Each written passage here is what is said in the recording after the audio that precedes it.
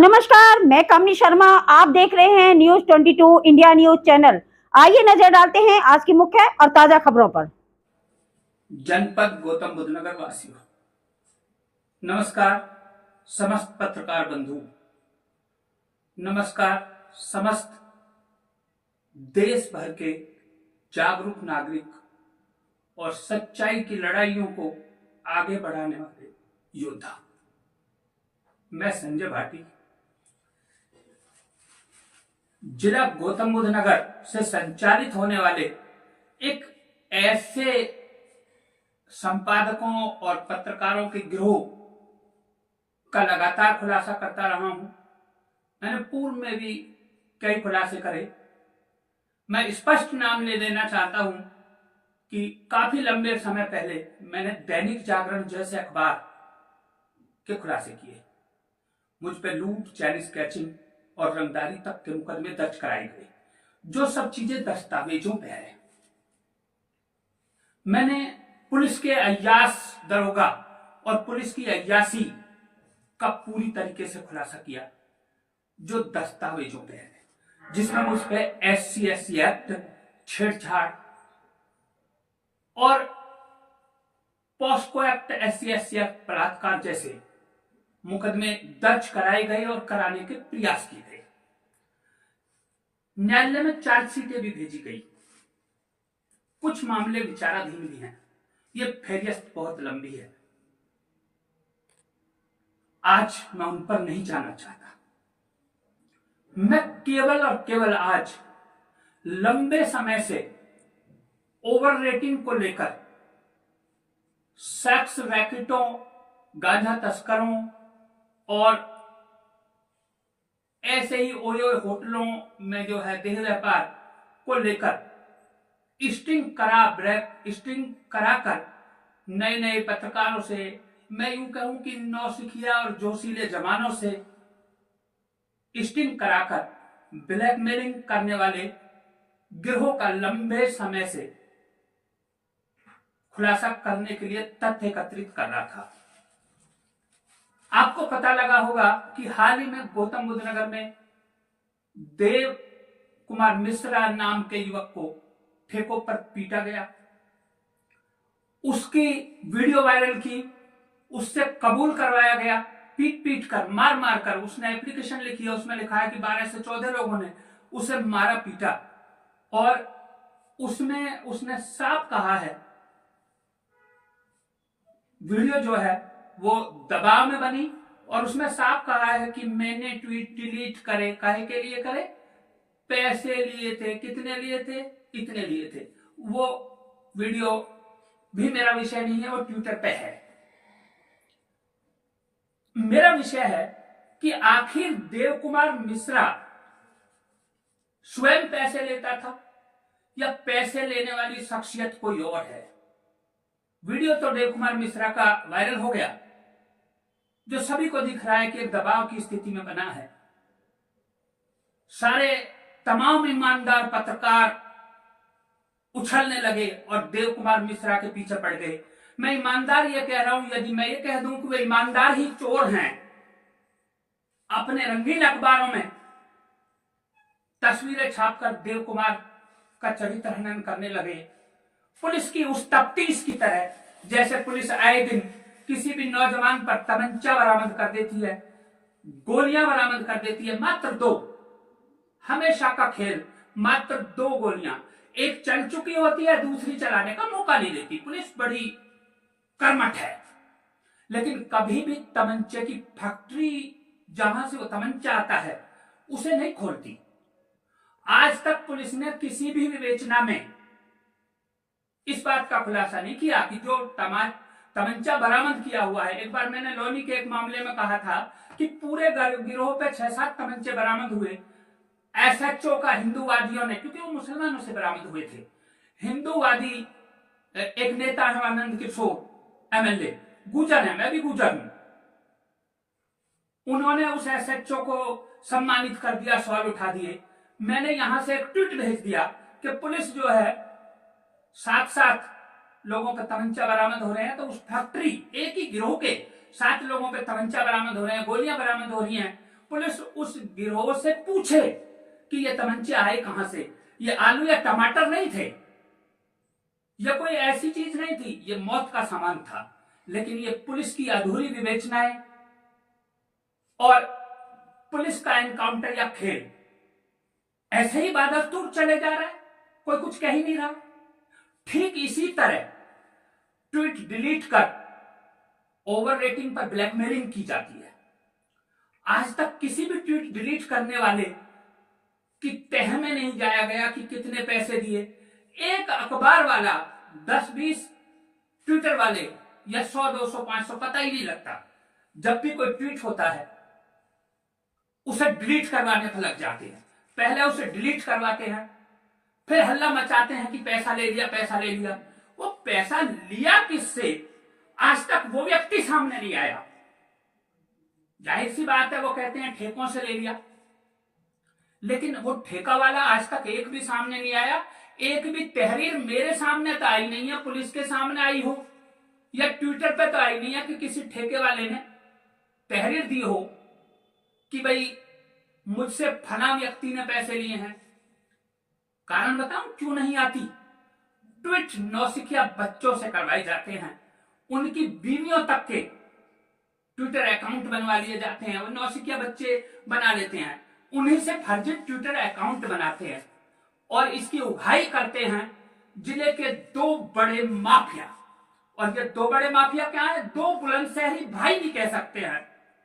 इन 2 बुलंदशहरी भाइयों में एक अखबार का मालिक बना बैठा है, इंडिया डायरेक्ट न्यूज का मालिक उमेश, इसे उमेश शर्मा या उमेश भारद्वाज भी कह सकते हैं। दूसरा भाई इसी अखबार का संपादक है निशांत। निशांत के तो अंदाज पत्रकारों जैसे ही नहीं है, ऐसे चलता है जैसे कोई डॉन हो। उसकी चाल ढाल जिले में मैं समझता हूं 100 से अधिक पत्रकार अकेले गौतम बुद्ध नगर में इस माफिया ब्रदर्स कंपनी के साथ काम करते हैं। कई बड़े बड़े संपादक इनसे जुड़े हुए हैं, क्योंकि जैसा कि पता लग रहा है ये 10-20 हजार रुपए नहीं, ये लाखों रुपए मंथली का खेल है। और समझ में नहीं आ रहा, बेचारे आबकारी अधिकारी रोज कलंकित होते रहते हैं, इन्हें रोक नहीं पा रहे। मैं पिछले 1-1.5 साल से मेरे पास एक छोटा सा पत्रकार इन्हीं लोगों के लिए काम करता था। मैं दावा कर रहा हूं, राजा मौर्य से जो भी ट्वीट करवाए, जो भी खुलासे करवाए, वो सभी उमेश ने करवाए थे। लेकिन उमेश ने एक चीज का लाभ उठाया। मेरा एक लालची मित्र था जिस पर मेरे पैसे थे, उस लालची मित्र पर मैं लंबे समय से तगादा करता आ रहा था। और उमेश और निशांत, वो निशांत का खास मित्र है। मैं उसका नाम इसलिए नहीं लेना चाह रहा कि मैं अब उस गंदगी को हीरो नहीं बनाना चाहता। मैंने उसे सालों हीरो बना दिया, लोग उसकी तरफ आकर्षित हो गए। मैं पुनः उसका नाम नहीं लेना चाहता, ट्विटर पे मेरे पे है, आप सबको पता लगेगा। वो भी इसी गिरोह का मेरा मित्र था, मित्र मेरा था। उसके पास से खुलासे होने चाहिए थे, मेरे व्हाट्सएप के होने चाहिए थे, मेरे द्वारा। जब मेरा मित्र उनके पास था, उनके साथ कंधे से कंधे मिलाकर चल रहा है, मुझ पर मुकदमे तक करे गए हैं। पुलिस तमाशा देख रही है कि पत्रकारों की जंग बज रही है, क्योंकि ऐसे में पुलिस के मजे हो रहे हैं, बल्ले बल्ले हो रही है कि कोई भी ग्रुप पुलिस के खिलाफ नहीं लिख रहा।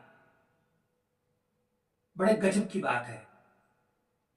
हम पुलिस के खिलाफ भी लिखेंगे, सच्चाई लिखेंगे।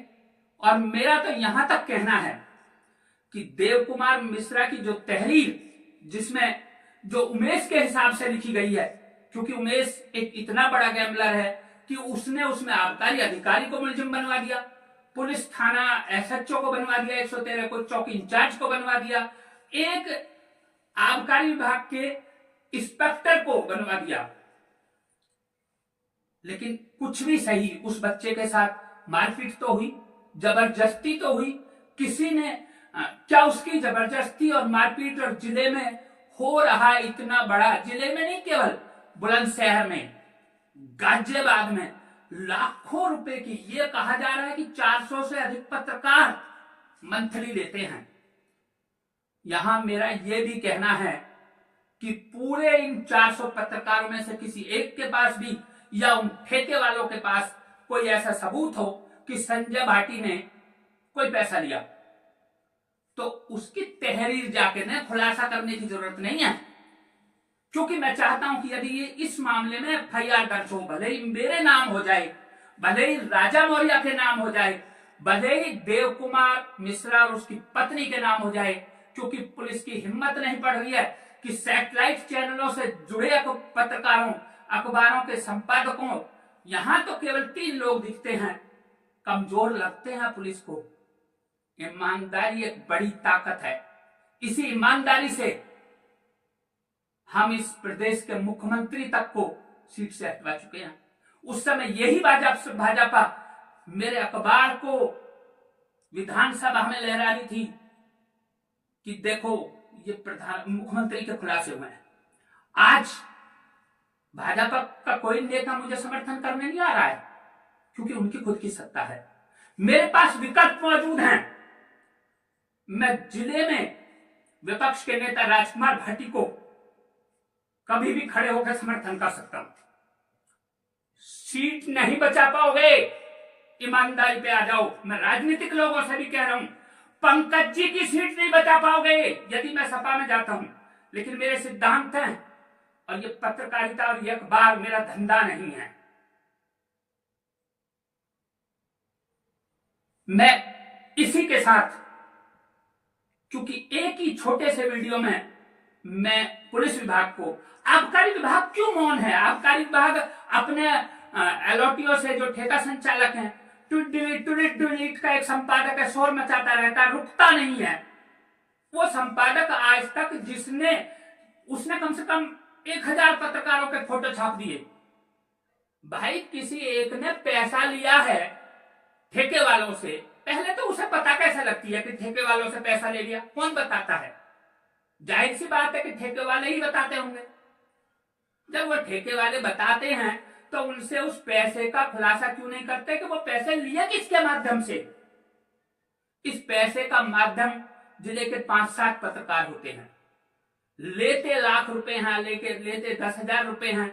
बच्चों से जिनसे स्टिंग करवाते हैं उनको या तो बियर दारू पिला देते हैं या 500-700 रुपए या उनकी गाड़ी में तेल डलवा देते हैं। ये ऐसे बच्चों के जो इस सिस्टम में अपनी छोटी मोटी जरूरतों को पूरा करने के लिए पीछे राजा मौर्य को डॉन बना दिया। क्यों? क्योंकि उस पत्रकार के द्वारा इन्होंने सैकड़ों खुलासे करवाए।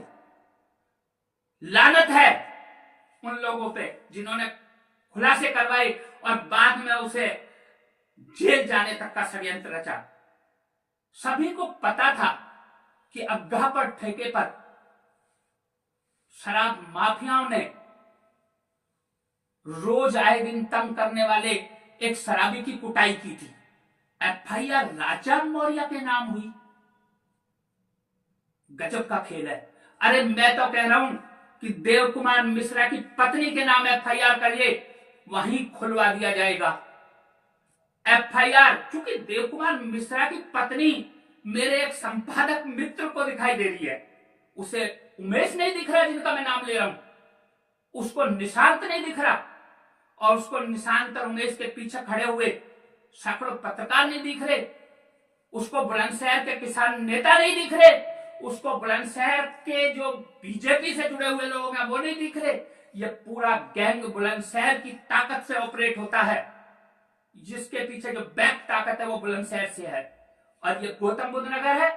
मेरा दावा है यदि पुलिस या आबकारी विभाग थोड़ा सा भी सच पे आ जाए, थोड़ा सा भी सच पे आ जाए, तो इनको खदेड़कर वहीं बुलंदशहर पहुंचा देंगे।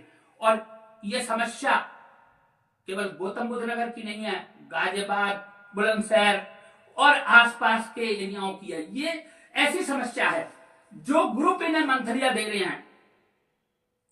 मेरे पास इनके ग्रुप के सदस्य आ चुके हैं, मैं उन दावों पे बोल रहा हूं। मैंने देव कुमार मिश्रा का मोबाइल कलेक्ट किया, उस मोबाइल से मिले डाटा से बोल रहा हूं। ये मत सोच लेना कि मैं बिना सबूतों के बोल रहा हूं। मैं उन एफआईआर के दम पे बोल रहा हूं जो हुई, जो राजा मौर्य जैसे पत्रकारों के नाम हुई, उनके दम पे बोल रहा हूं। आप उन मुंहों को बंद करोगे जो सच खोलते हैं, आप उन्हें नहीं पकड़ोगे जो उघाई करते हैं। और मैं एक पत्रकारों को भी बताना चाहता हूं, जिन्हें में एक ईमानदार आईपीएस अधिकारी आए थे, मैंने पहले भी जिक्र किया था, उन्होंने पत्रकारों के खुलासे किए, पत्रकारों को जेल भेजा। ये सब एक ही गैंग के सदस्य हैं, मुझे नाम लेने की जरूरत नहीं है, आप सभी समझते हैं। वैभव कृष्णा एक ईमानदार अधिकारी थे, लेकिन इन पत्रकारों के हाथ इतने लंबे हैं कि इनके पास सेक्स रैकेट है। यूं कहिए कि ये सेक्स रैकेट चलाते हैं। इन्होंने वैभव कृष्णा को किस तरह जिले से विदा किया, ये आप सबको पता है। लेकिन मैं इस जिले का निवासी हूं, मैं कोई सरकारी नौकरी वाला ब्यूरोक्रेट, सिपाही या दरोगा नहीं हूं। ध्यान रहे, मेरे पास केवल भारत की नागरिकता भी बची रहेगी, जिसे आप खत्म नहीं करते। मेरे संपादक पद चले जाएंगे, मुझ पर कोई फर्क नहीं पड़ता, क्योंकि जिले का डीएम सबसे पहले अखबार रोकता है। पूर्व में भी मेरे साथ यह हो चुका है। जिले के डीएम में दम नहीं होता कि वो माफियाओं को रोके, जिले के डीएम में दम नहीं होता वो बड़े बड़े पत्रकारों के खिलाफ जाए। ये उनकी ईमानदारी है, इसलिए नहीं रोक पाते, मेरे जैसे लोगों को सपोर्ट नहीं कर पाते। क्योंकि मैं तो सीपी के सामने 14 साल की बच्ची के साथ होने वाले बलात्कार पे घेर के खड़ा हो जाता हूं, मेरा कैमरा रुकवाते हैं, लेकिन एफआईआर तो दर्ज करनी पड़ती है। मैं कभी अपने किसी काम के लिए आज की सीपी के पास नहीं गया, मुझे पता है नहीं हो सकते। मैं पुराने सीपी के पास भी नहीं गया, यहां तक कि जिन आईपीएस की मैं तारीफ कर रहा हूं, मेरी उनसे ना तो आज तक फोन पे बात हुई है और ना ही मैं उनके पास कभी गया। मुझे आदत नहीं है अधिकारियों के आगे पीछे लगने की, मुझे आदत नहीं है दरोगाओं को फोन करने की। मैं तो नंबर तक नहीं देता। बुलंदशहर के आबकारी अधिकारी से एक मुलाकात की गई, क्योंकि वहां भी मेरा नाम खड़ा करना शुरू कर दिया गिरोह ने। उन्होंने मेरा नंबर मांगा, मैंने नंबर देने से इनकार कर दिया। समझ रहे हो, हर अधिकारी पत्रकारों के संपर्क में रहता है और पत्रकार अधिकारियों के ना, मैं नहीं रहता। अब इसी के साथ हम खुलासे करने की कड़ी में आगे बढ़ रहे हैं और पुलिस जब चाहे, जिस पे चाहे, जिसके खिलाफ उन्हें एप्लीकेशन मिले, जिसको लगे कि ये सबसे कमजोर है, उस पे एफआईआर दर्ज कर ले। इस मामले में एफआईआर दर्ज होना आवश्यक है, विवेचना तो हम खुलवा ही देंगे, क्योंकि हमने राजा मौर्य पर हुए मुकदमे में भी खुलवाई थी। सच तो सामने ला ही देंगे। नमस्कार। आप